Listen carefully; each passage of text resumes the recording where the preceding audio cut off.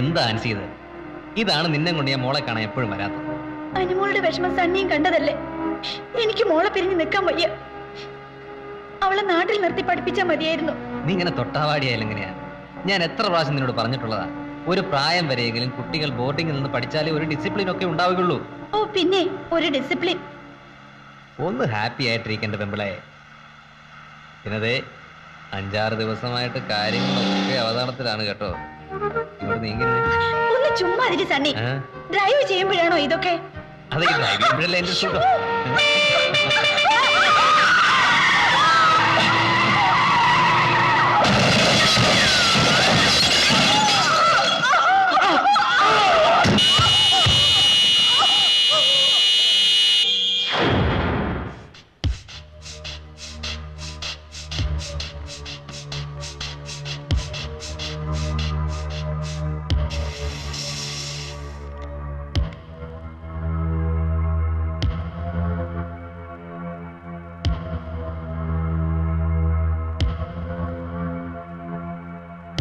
She is all right.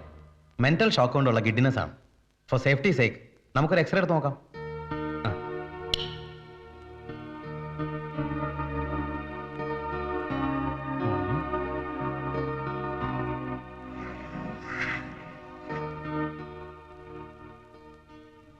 പേടിക്കാനൊന്നുമില്ല. ഇൻട്രാവെർട്ടിബ്രൽ ഡിസ്കിൽ ഒരു ഹെയർ ലൈൻ ഫ്രാക്ചർ ഉണ്ട്. അല്പം ഒന്ന് മാറിയിരുന്നെങ്കിൽ കോംപ്ലിക്കേറ്റഡ് ആയനെ. ചിലപ്പോൾ 2 കാലുകളും തളർന്നു പോയെന്ന് വരും. ഏതായാലും 3-4 മാസമെങ്കിലും പൂർണ്ണമായ ബെഡ് റെസ്റ്റ് ആവശ്യമാണ്. ഒട്ടും സ്ട്രെയിൻ ചെയ്യാൻ പാടില്ല. പ്രത്യേകിച്ച് സെക്സ്വൽ റിലേഷൻസ് തീരെ ഒഴിവാക്കണം.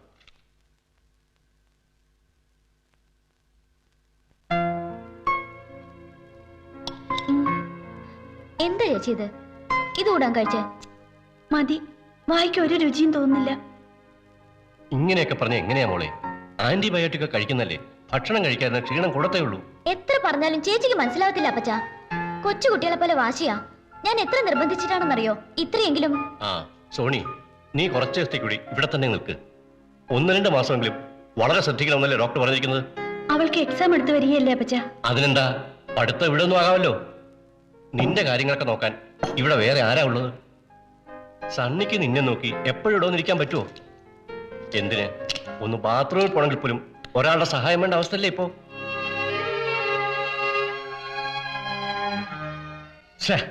കൈ കിട്ടിയതായിരുന്നു. നൂലിയുടെ വ്യത്യാസത്തിലാണ് അവൻ രക്ഷപ്പെട്ടത്. അധികം താമസിയാതെ അവൻ ഞങ്ങളുടെ വലയിൽ തന്നെ വന്ന് വീഴും. അതായത് വെടി വെച്ചിട്ടിട്ടുണ്ട്. ഇനിയിപ്പൊ പുലി അങ്ങ് വന്ന് വീഴേണ്ട താമസമേ ഉള്ളൂ അല്ലേ?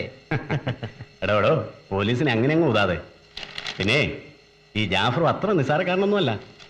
ഓ, അങ്ങനെ ഇപ്പൊ പേടിക്കാൻ പോയ ഈ കോട്ടൂരി കളഞ്ഞ വല്ല സെമിനാരിയിലും പോയി ചേരേണ്ടി വരും. എന്തായാലും തനിക്കിപ്പോ പ്രൊട്ടക്ഷൻ തരേണ്ടത് ഞങ്ങളുടെ ഡ്യൂട്ടിയാ. ഐ മീൻ 2 കോൺസ്റ്റബിൾസിനെ തന്റെ വീട്ടിൽ ഡ്യൂട്ടിക്കിടാൻ ഞങ്ങൾ ഡിസൈഡ് ചെയ്ത് കഴിഞ്ഞു. ഏയ്, അതിന്റെ ഒന്നും ആവശ്യമില്ല. എന്റെ വീടെന്താ മന്ത്രി മന്ദിരോ? സണ്ണി, പോലീസുകാരെ അവിടെ ഇട്ടാൽ തന്റെ പ്രൈവസി നഷ്ടപ്പെട്ടു പോകുമെന്ന് എനിക്കറിയാം. പക്ഷെ എന്ത് ചെയ്യാം, താൻ സർക്കാരിന് വേണ്ടപ്പെട്ട ആളായി പോയില്ലേ? അതൊക്കെ ശരിയാ, എന്നാലും എന്നെ കൊണ്ട് മേല. ഇങ്ങനെയായാലും എങ്ങനെ എന്റെ ആൻസി? നീ ഒന്ന് ട്രൈ ചെയ്ത് നോക്ക്. ഇത് വല്ല മഹാസംഭവം മറ്റോ ആണോ? ചേർത്ത് ധൈര്യമായിട്ടിരിക്കേ, ബാക്കി നിങ്ങൾ ഏറ്റന്നേ. എന്നെ കൊണ്ട് മേലാന്നേ. ഇങ്ങനെ പേടിച്ചാലോ? ഡോക്ടർ പറഞ്ഞത് ചേച്ചിയും കൂടെ കേട്ടതല്ലേ? എപ്പോഴും ഇങ്ങനെ കിടക്കെ തന്നെ കിടന്ന് എന്തോ ഒരു മൊണോട്ടണസാ. പിന്നെ നീ വെറുതെ ഓരോന്നാലോചിച്ച് കൂടി ഇല്ലാത്ത അസുഖങ്ങൾ ഉണ്ടാക്കും. നിന്റെ mental condition എനിക്കറിഞ്ഞൂടെ?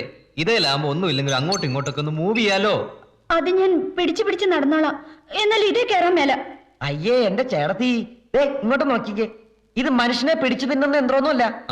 It's a very ordinary wheelchair, you know. Look, I am going to demonstrate. Please. ഇപ്പൊ ചേർത്തി ഞാൻ അസുഖമായിട്ടിരിക്കുന്നു കേട്ടോ.